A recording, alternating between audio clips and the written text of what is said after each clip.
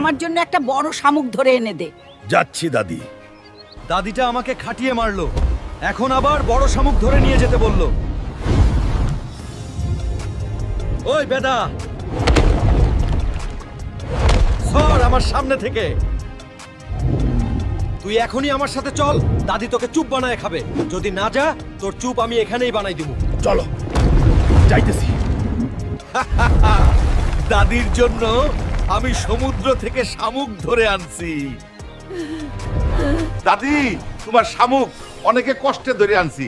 মজা করে স্যুপ বানাই খাও। তুই আসলেই পেট মোটা। স্যুপ খাবো না, আমি ওইটা পালমু। ওই পেট মোটা হুলকা, তুই করিয়ার ভিতর কি করিস? জলদি বল, আমাদের দিঘিতে দাঁতাল শামুক নামছে। হালাই কামড়া করছে কি আমার দিঘিতে আইছে? তোর আজ খবর আছে, আজ তোকে ছাড়।